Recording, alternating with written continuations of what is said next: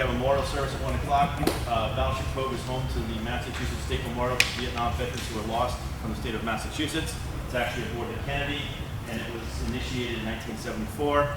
Battleship Cove is now moving towards a helicopter display called Vietnam Helicopter War to honor our aircraft crews in Vietnam that flew in gunships and slicks, and also Loaches and any other helicopter aircraft.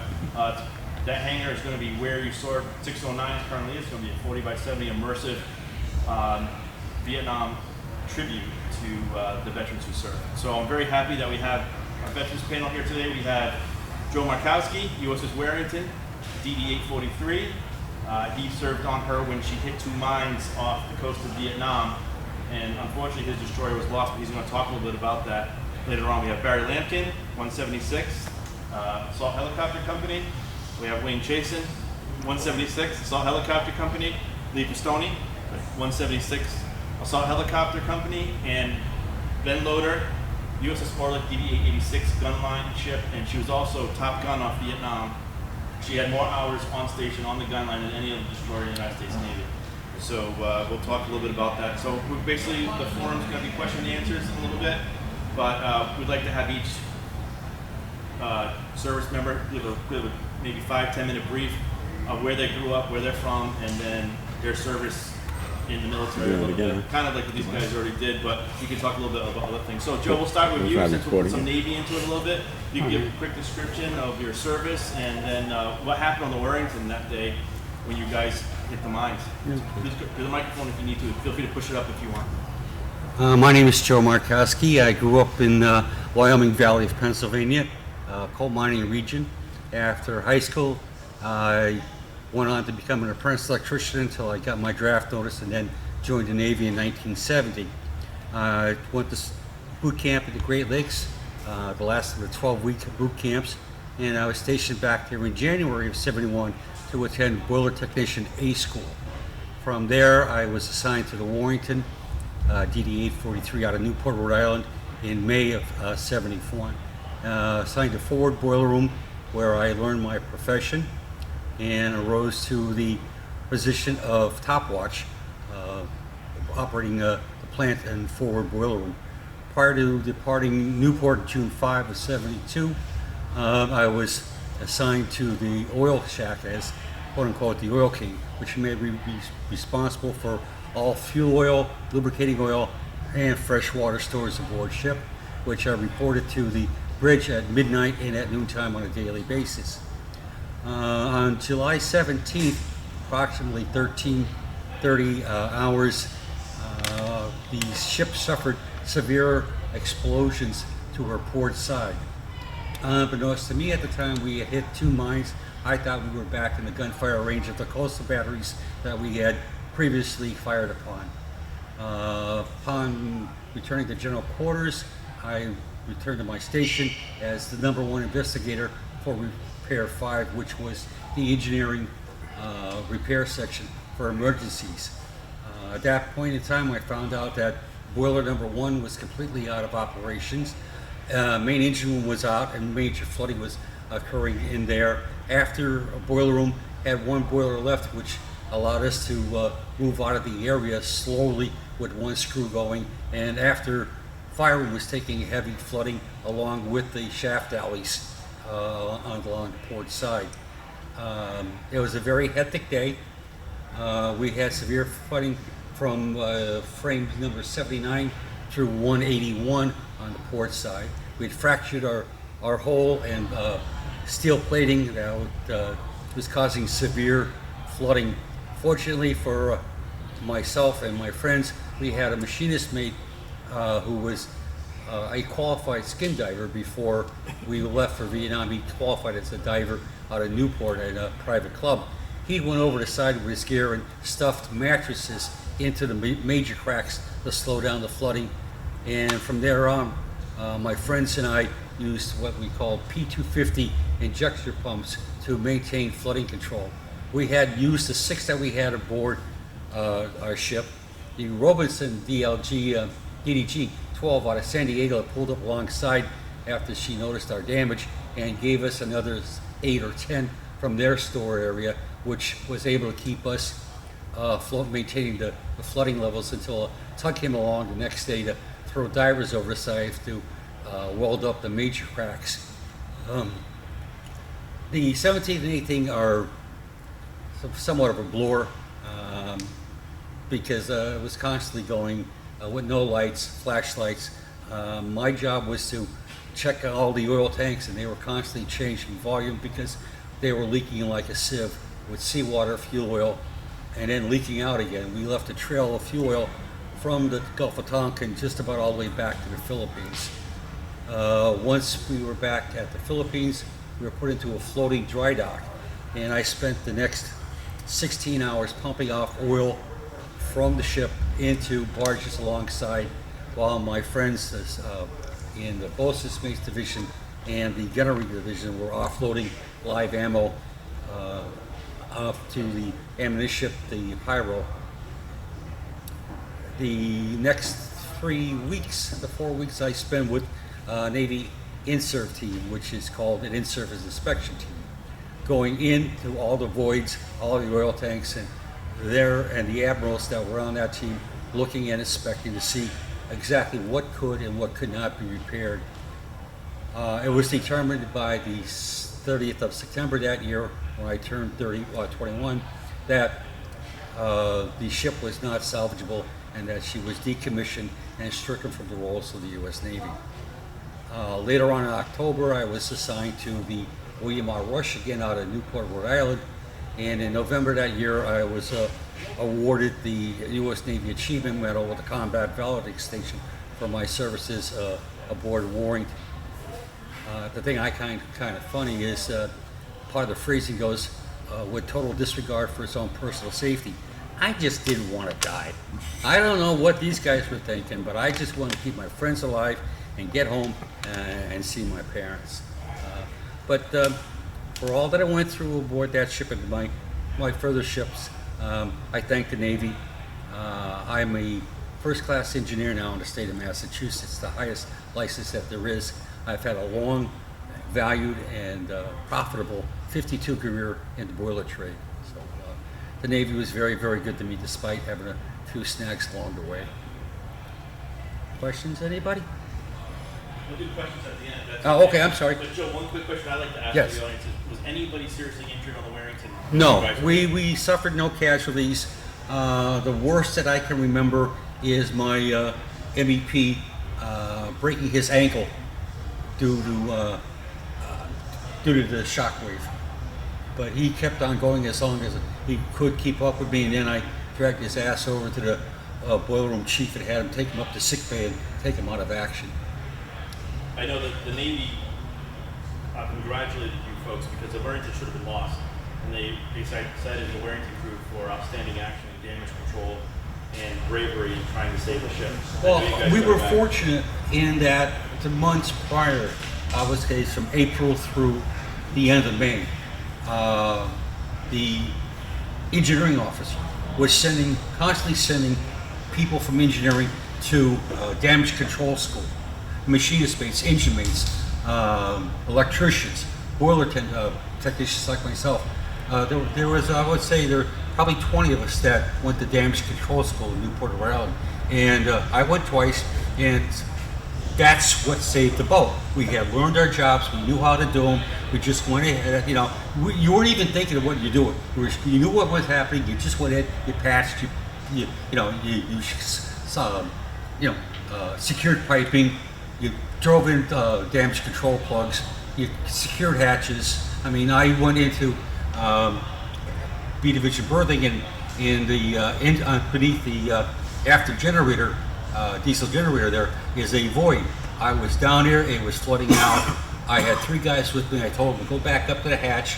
If I don't, close it, when I bang on the door, you let me out. And luckily for me, I was able to stop all the flooding in that area, and they did let me back out, even though I don't think they wanted to, but I so. Excellent. Thank you, Joe. I'm going to mix it up just a little bit because I know we got three guys for the 176, so I'm going to go to Lee because I know Wayne and Barry play off each other with their discussions. So we'll let them do that. So let them go last so they can have their fun with that. So Lee, if you want to talk a little bit, I know you said you were on 2 tours in Vietnam, and your first tour was the Special Forces. Yeah. I'm Lee Pistone. I grew up in Natick with my older sister Gail and 2 other sisters. And I was in the process of enlisting in the Navy when I got a draft notice. And they said, "You're not going to draft me, I'm going to enlist." So I went and enlisted. As an enlisted man, I was stationed to a Nike Hercules site up in Danvers, Mass. for a while. And then I went to OCS. And from OCS, I graduated and went into Special Forces. And in 1967, I was assigned to the 5th Special Forces Group in Vietnam. And my first 3 or 4 months there were in the Delta.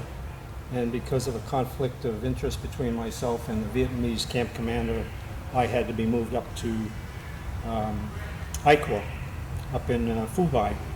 And while I was in Phu Bai, I ran a recon team. The name of it was Mississippi.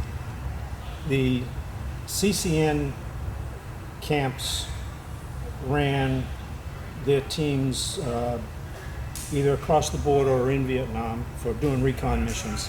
And the CCN group named their teams after states.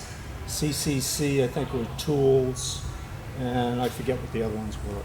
But I did that for about 9 months, and exciting times, running across the border and then back. And then I came home and applied to flight school and went to flight school. I graduated in 1970 and stayed around at the safety division at Fort Rucker for a little while. And then in June, I was assigned to the 174th Assault Helicopter Company. They're the Dolphins, and they were in Phu Bai. No, yeah, they were in Phu Bai. Phu Bai. They were in Phu Bai. And while there for a while, I was the XO, and I had to be transferred and moved up to the 176 Assault Helicopter Company. Is that another conflict of interest? That was a big conflict of interest. Yeah, totally different story. But I ended up being a platoon leader, first platoon leader at the 176th Minutemen, and I flew slicks, lift ships, and like Barry and Wayne talked about earlier, we flew ash and trash. That's a resupply mission. We flew air assaults, coming in with troops, medevac, single ship, command and control ships, Everything. Body pickups. everything you can think of. That kind of unit flew everything. And it was an interesting time for me. I had the unique experience of working for a, let's see, how can I describe him?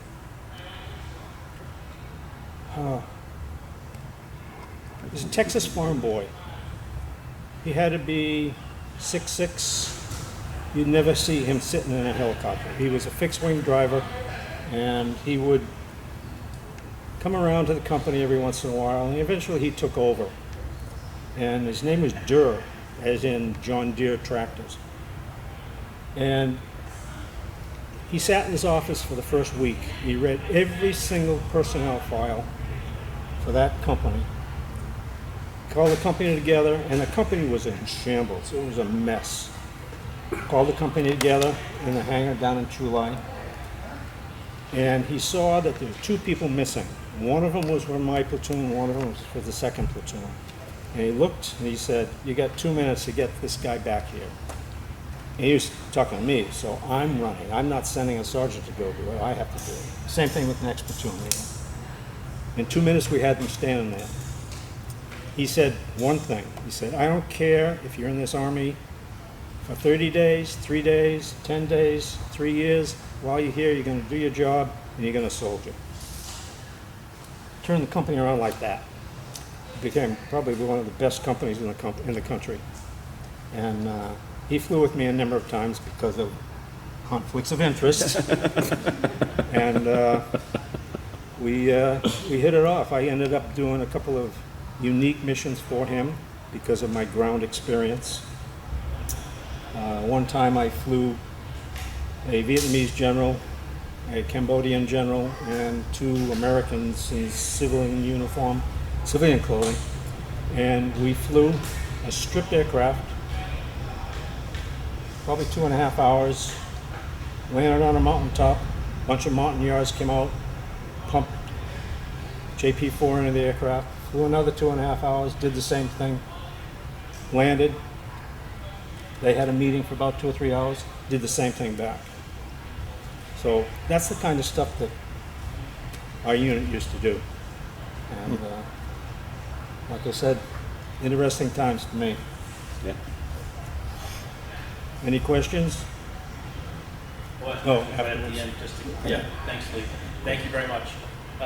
Ben Loder, if you could say what your hometown was, your ship, and your rate, and also a little bit of what Orleck did in Vietnam. Sure.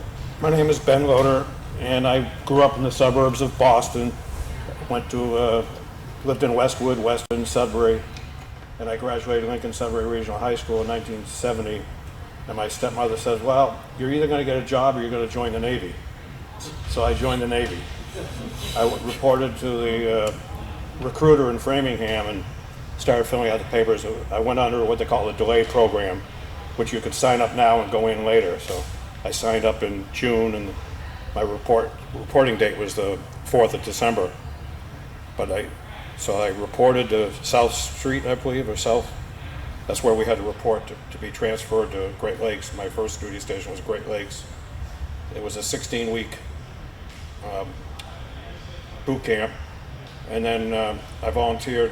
One of the questions I had was I was interested in electrical work, but I left one empty spot on my form when I went to the recruiter, and I ended up putting in, he suggested, well, if we can't get CB electrical or whatever, and try a gunner's mate. I said, I have no idea what a gunner's mate is, but I'll try it.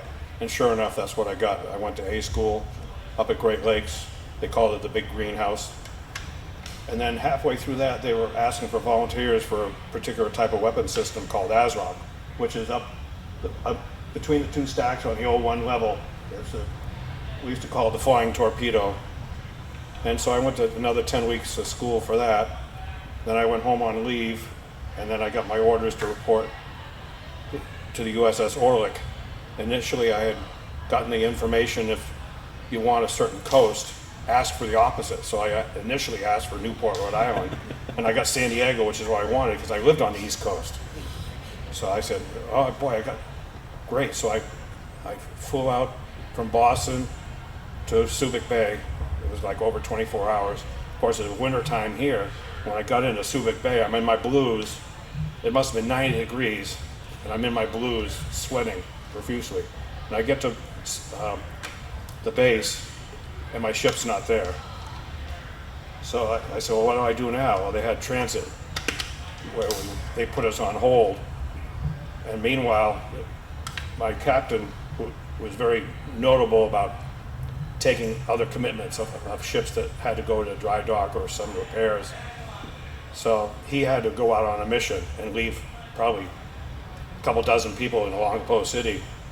You know, they missed their... And then there was a bunch of new recruits coming on the ship also. So there was about 20 plus of us waiting for our ship, the USS Orleck, to come back in. And I guess the mission took longer than expected, so they put us all on an oiler, the USS Ponchatoula. And we rode the oiler out and met up with her. And next thing I finally get on the ship, which is great, get settled in. The next thing I know, we're going to Hong Kong for Christmas.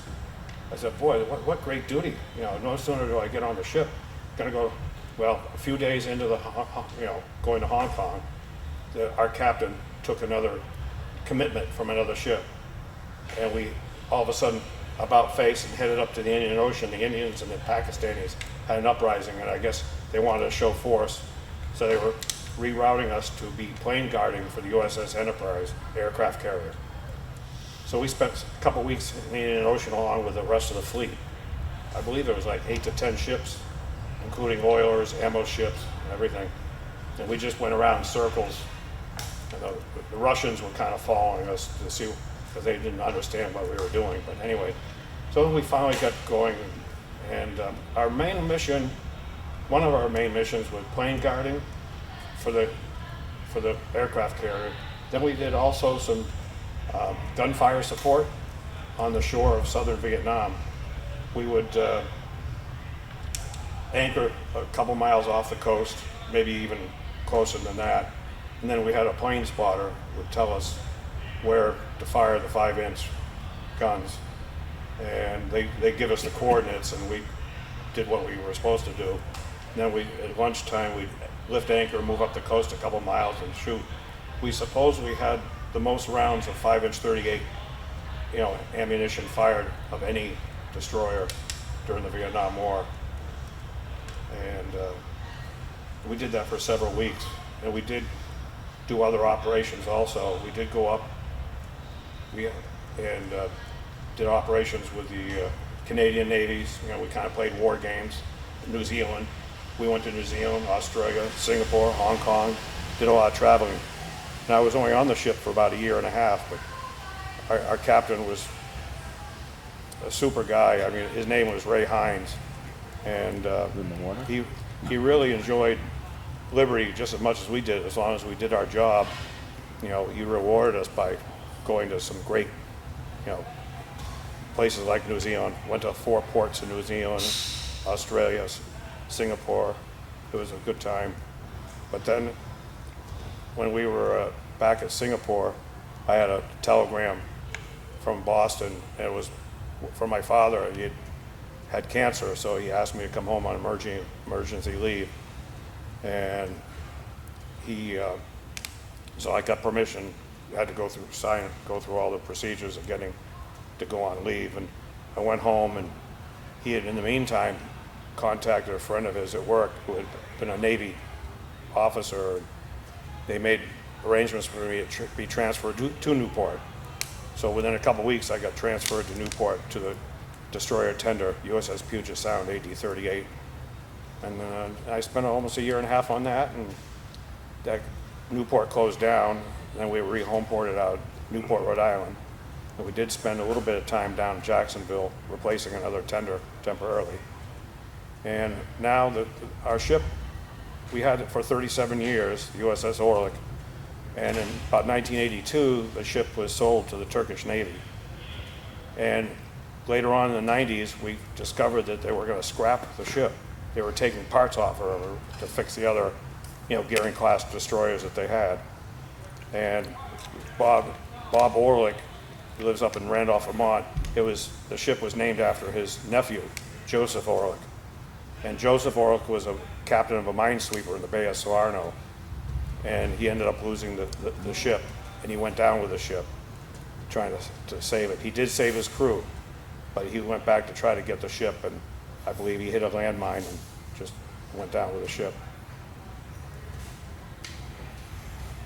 So Bob Orleck and a few of his friends went over to the Turkish Navy and talked to him about the possibilities of salvaging the ship and turning it into a museum. And they were all for it. So we made arrangements to have it towed from Turkey to Orange, Texas. And now she was built in Orange, Texas in 1945. And they brought it back. I went down to see the ship come up the Sabine River. It was kind of a wonderful experience. But the organization down there kind of fell short of their expectations, and they ended up moving it from where it was on the Sabine River into Lake Charles, where she sits now. And we kind of had a ship with no pier. And then another possibility, we tried to go to North Little Rock, Arkansas. We had an opportunity to have the ship taken there, and that fell through. And then just recently, in the last year and a half, 2 years, down in Jacksonville, Florida, they're in the process of setting up a museum complex similar to this here with various vessels. And they initially had the USS Adams slated to be turned over to them as part of their museum. And at the last minute, the Navy pulled the Adams, and they, chopped her up. And we don't really know what happened, but So now they have a pier with no ship, and we have a ship with no pier. So it turned out to be a pretty good thing. And they just now, after about a year and a half, the city of Jacksonville has approved the transfer to Jacksonville. Now we have to have a surveyor go back, even though it was done a year and a half ago, and check over the ship and make sure it's seaworthy to be towed. And it's going to be slated to go into dry dock in Port Arthur for anywhere from 2 to 4 weeks, depending on the amount of damage that has to be repaired. And from then they'll discover if it's cost prohibitive to have the repairs done. If it's not, then they will do the repairs, and then it will be towed to Jacksonville, which is about a 10-day tow job, and they're going to take it over. So hopefully that's what we're hoping. It's been 20 years in the works.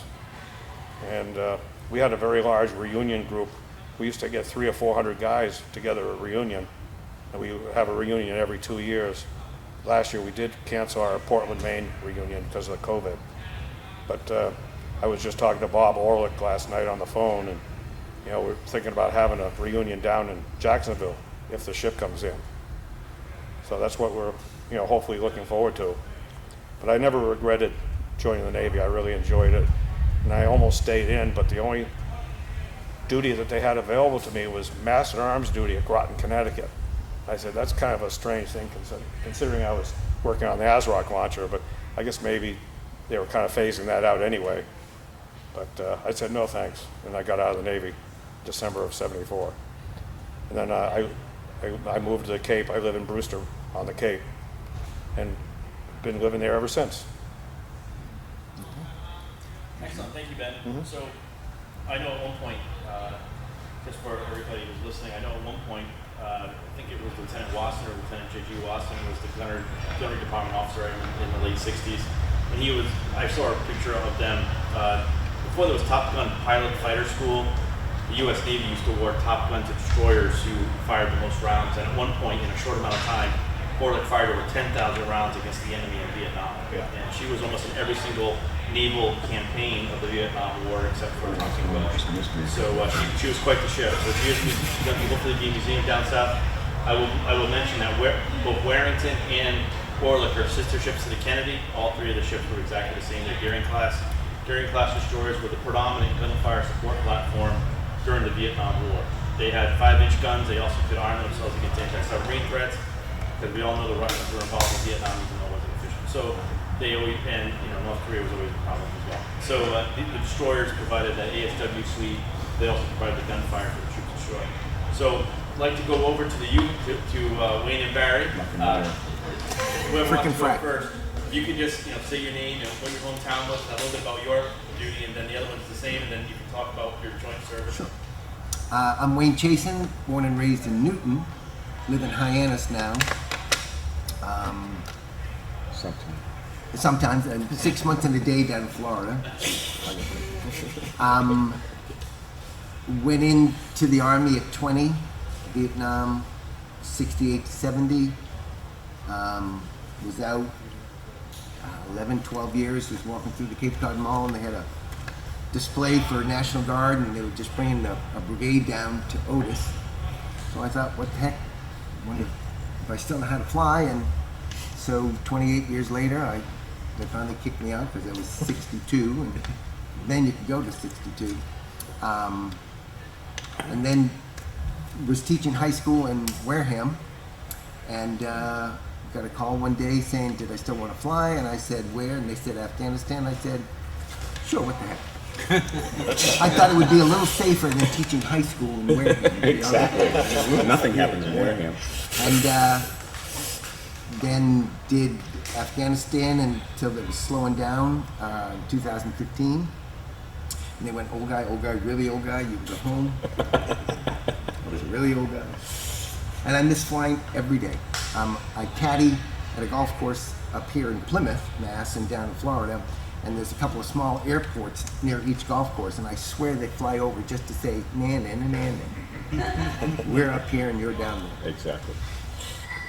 And it's up to Barry. Barry's a little pressed. No, you're not. It's only 5 after. Yeah, you're I got time. Oh, we can go on forever. Go. My turn? Yes.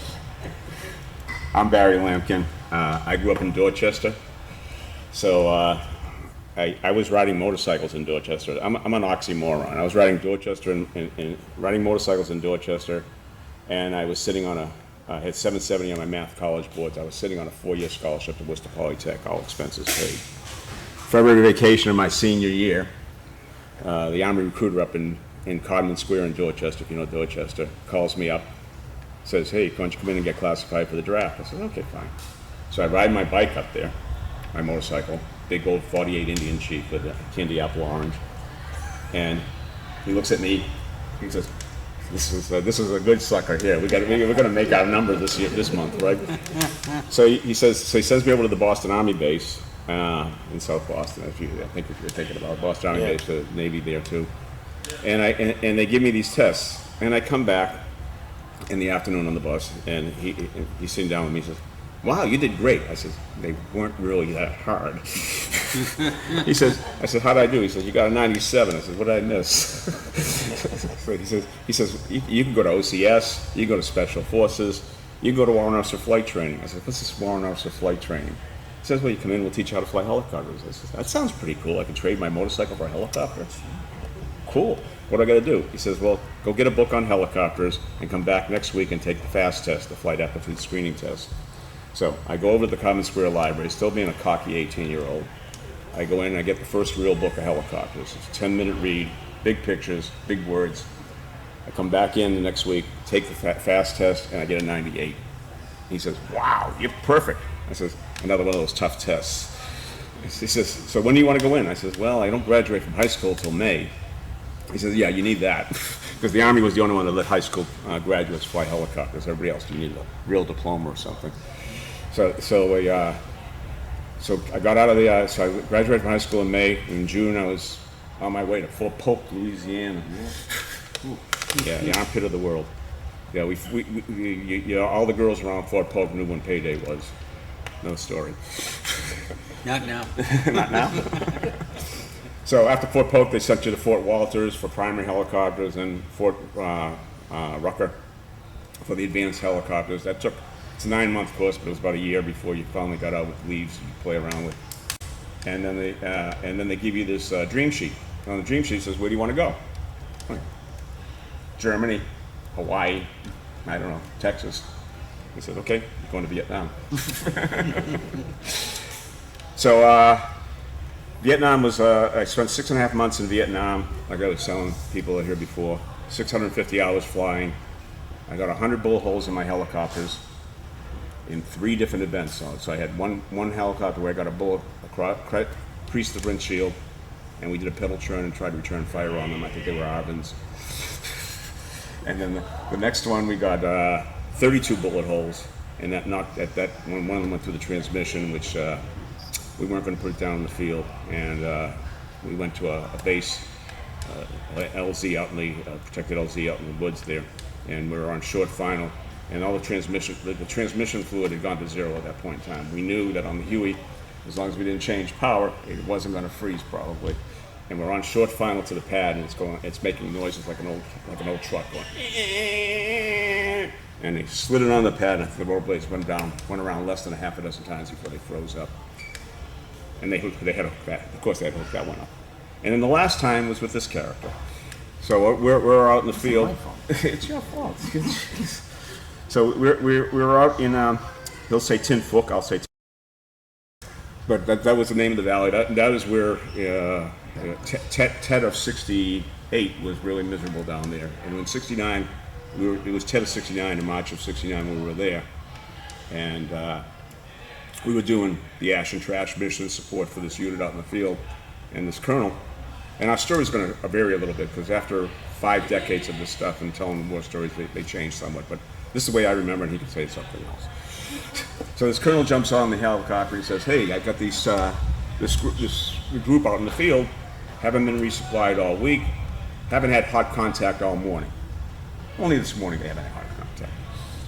He says, "Can you go in and do some resupply?" I said, "Sure. Give me a couple of guns and we'll do some resupply." So a couple of from our sister musket guys in the 176, they came out and we flew over the area where we were going to drop the food and supplies, And I was waiting to tell you, I had them pop smoke away from the LZ so I could see which way the wind was and I could see how we're going to try to approach this routine. Because we knew all the guys with the black pajamas were over here on the east side of the field.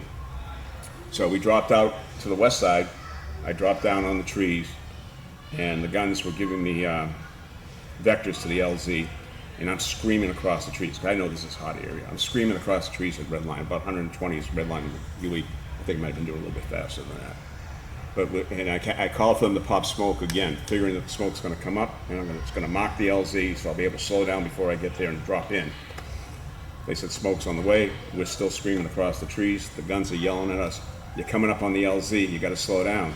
So I started pulling the cyclic back, slowing the thing down. As we come across the LZ, my tail's low, and we're still probably doing 70 or 80 knots at that point in time. I come up on the trees like that. My nose is up in the air, and everything's still quiet.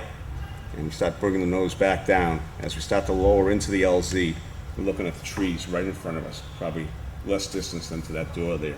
And these characters with black pajamas on, and funny looking hats, and stupid little Chinese weapons in their hands are looking at us, and we're looking at them, kind of, hey.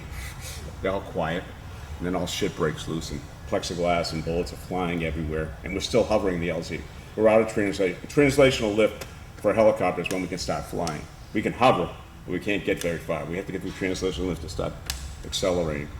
So we're hovering the LZ, we're shuddering like this, bullets flying everywhere, and the two come through the windshield on my side of the plexiglass. One creases my neck. Two came through the windshield on Wayne's side. Plexiglass flying everywhere, bullets flying everywhere, and then I get hit in the foot, and it knocked my foot right off the rudder pedals. And I'm hitting the intercom, the noisy helicopter, bullets going everywhere. I'm hitting the intercom, and I'm saying, Wayne, you've got it. You got to get out of here. And he's not moving. So the co-pilot is guiding the controls just in case I get hit and go down. He has to take the helicopter before we hit something else. He's guiding the controls, and I'm yelling on the intercom, I've been hit. Let's get out of here. And he's not moving. Apparently one of the bullets cut the mic cord for his helmet. So I reach across, hit him on the helmet, and I said, I've been hit, let's get out of here. He looks at me and says, okay. He grabs the controls. I yell to the grunts in the back, saying, I've been hit, I gotta get out of here. And there's releases on those seats, 2 red releases on the seats. So they said, first they say, it's nothing, sir, it's just a scratch. I said, not my neck, foot. So they released the seat, they rolled me back into the cargo compartment, and I'm still hooked into the mics, and I'm calling the gunships, and I'm saying, hey, I've been hit, we're getting out of here. And they said, okay, as soon as you clear the LZ, we'll cover you. So we're still sitting below tree level at this point in time, and Wayne's bringing the helicopter up, and as soon as we clear the trees, we're just about to clear the trees, I could hear the rockets going in underneath us. Bam, and the percussion of the rockets popped the helicopter up, and that's, I think, we put him in translational lift and sent us back home. And we're flying back, and that's when the adrenaline's starting to go down, so then pain starts to go up. So the bullet had come through the bottom of my foot, broke a bone in my foot, and came out in front of my ankle. $1 million wound, you know. But it sends you home because you got broken bones, and they send you out of the country. So when they took off my boot as I'm flying back to the helipad, like I say, the bullet came through the chin bubble, through the rudder pedals, through my boot, cracked my foot, and came out in front of my ankle, and the tongue of my boot stopped the bullet. The bullet was still sticking out of the front of my boot when I pulled off the boot, because it was an armor-piercing round, apparently, and the brass casing peels off when it hits the first thing, so probably when it hit the pedals, brass casing came off, and the lead center kept going, but it was going pretty slow at that point. And I had the bullet in my hand when he dropped me off at the hospital pad. And so, you know, it was in my ditty bag for a while, but some teenagers in my house, I think, took it. But he could tell you his version of the story. Mine is a little different, maybe a little funnier. But one point, when I flew back, which I shouldn't have, but when I flew back to our base, and everybody's coming out, slapping me on the back, saying, nice job, blah, blah, blah. We had 67 holes. We took Barry's helmet, because you didn't have it. Right. I don't think you knew this. We took Barry's helmet, we put it up to the windshield, and the space between the 2 bullets and the helmet was like 1/4 of an inch on each side. That it could have been. They had our number. I mean, you could see them. They could have thrown a rock and hit us. Somebody up there liked us. I don't know why, but somebody up there liked us. I thought you know, you're all invincible, but I figured we were gonna be gone before we were 30 for sure. We're here, we're still here. Okay, Sarah, Sarah. In the book that I autographed for Barry, I wrote, he was my first. So, My first purple line. So the story continued on that is that, so I didn't see Wayne after that. They sent me back. I could see the holes in the helicopter. I could see there's holes all the way through the tail boom and the windshield and the rotor blades. And when he took it off from the helipad, he didn't know. He should have shut it down and looked at it. But when he didn't know that he had a bullet right through one of the push-pull tubes in the rotor system, which controls the rotor system. It was dead center, thank God. And if it had been half an inch one way or the other, that push-pull tube would have severed and we would have not been here today to screw with you guys. But when he shut it down, it could have still severed, but when he's just flying it from the hospital pad back up to the rock pad. But luckily, somebody likes us. I was 20, so. And I was 20 also. But what was the rest of it? Oh, the next time I saw Wayne after that mission is that I'm in Boston going into JFK, the JFK building, to talk about my disability. He's coming out from talking about his disability. Wow, you know, he was claiming his disability, I was going for my disability. Then after that meeting, which was, we both were in Otis at the same time. We were both down in Otis, and I said, oh, I understand Wayne Chasson was your co-pilot in Vietnam. Ah! So we were flying again down in Otis for a while. The three of us all ended up flying to the same unit down in Cape Cod at Otis. Yeah. Yes. What goes around comes around. You know, I was aboard and punctuated by moments of stark terror. He had a big afro with him. That was in Otis.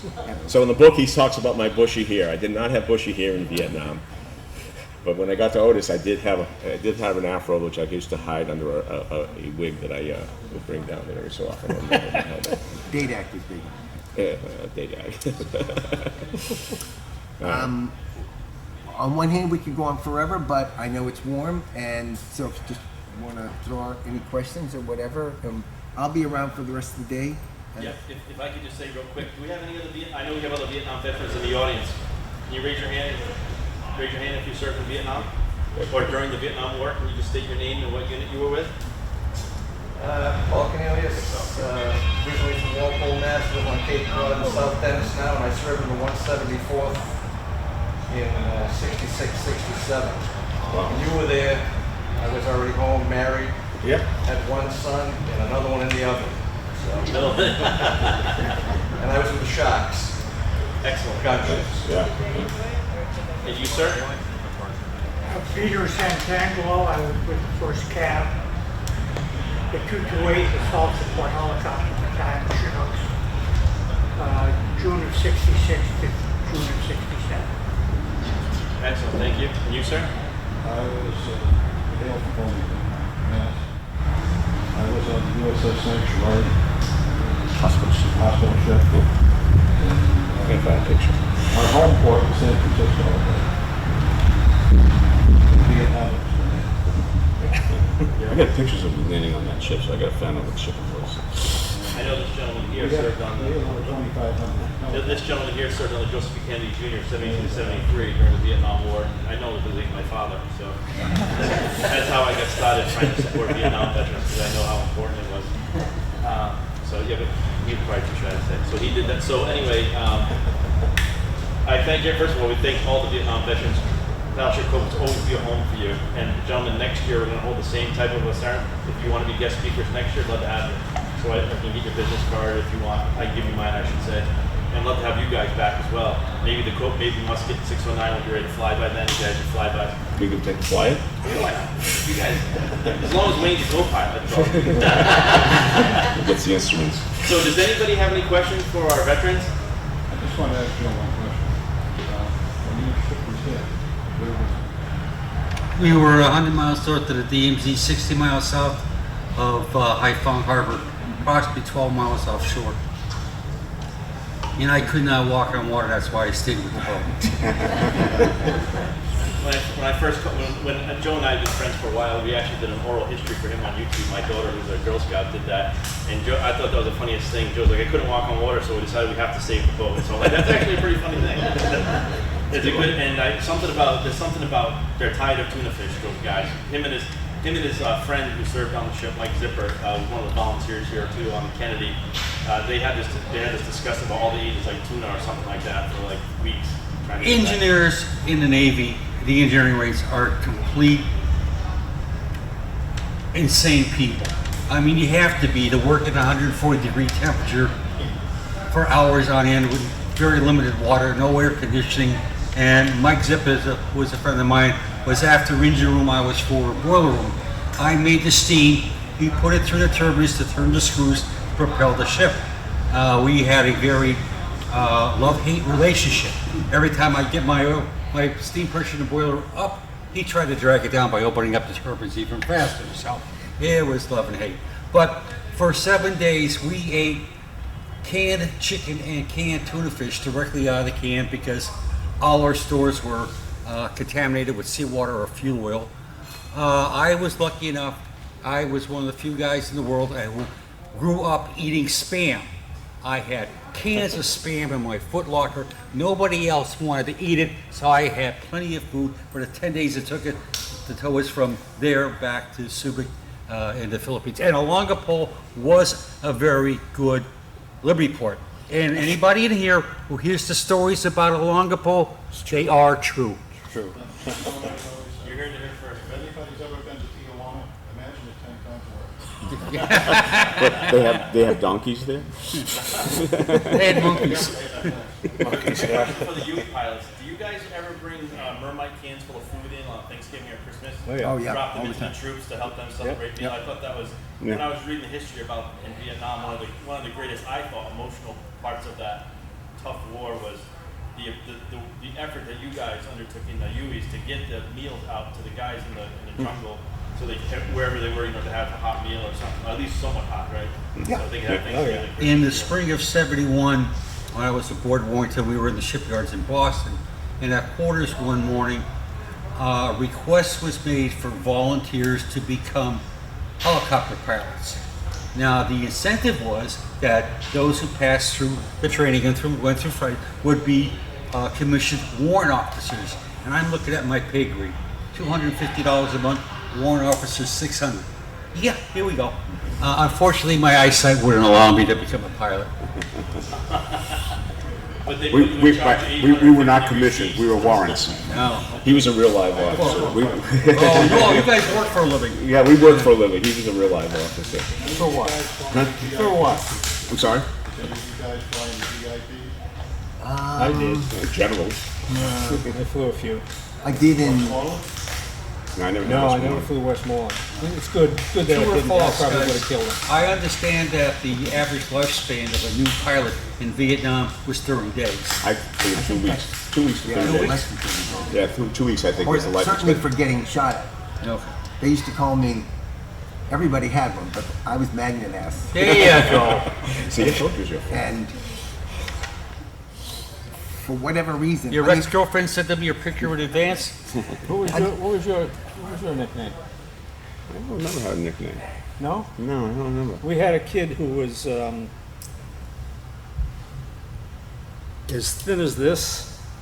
He had shocking red hair, and his name became Blue because his hair is red. We had another fella whose last name was Bush, as in President Bush. His nickname was Stump.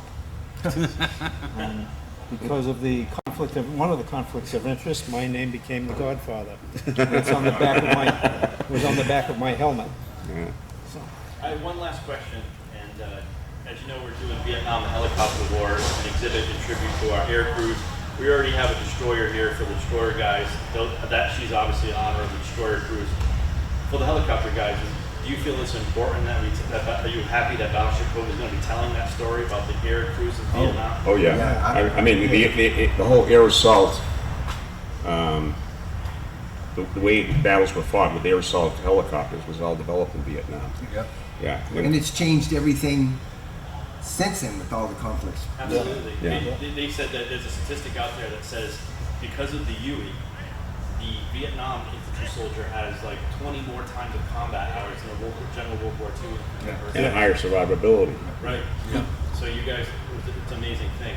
So anyway, we're excited to be doing this project for the Vietnam Helicopter War, and all Vietnam veterans are always welcome at Battleship Cove. We're not just saying that, we mean that. So for you guys, we hope you're going to hang out in the hangar and talk to people when we I'm get it here. up. You're here. He leaves at noon.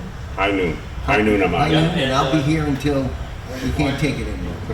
Back home, my CEO only gave me a short Yeah, leash. he's got a mission. He's got a different LZ later on today. Yeah, I'm landing and taking fire over there. So everybody, I'm sorry? You might get a short pass. Short pass, just a short so thing. everybody, thank you very much for coming. Wayne, if you can raise your hand, just so everybody knows, Wayne, he is going to be inside the PT Boat Museum doing the book signing because it started raining out there, so we moved the Okay. stuff inside. So Barry, don't leave before I get your autograph for the book. But anyway, folks, if you want to get a book signing with Wayne, please do so. He was Minuteman 23, and he has a book about his. Barry's in chapter 15. And I'm Barry's- chapter 15. So if you think there's a dynamic duo here, wait till you read the book. There's only 14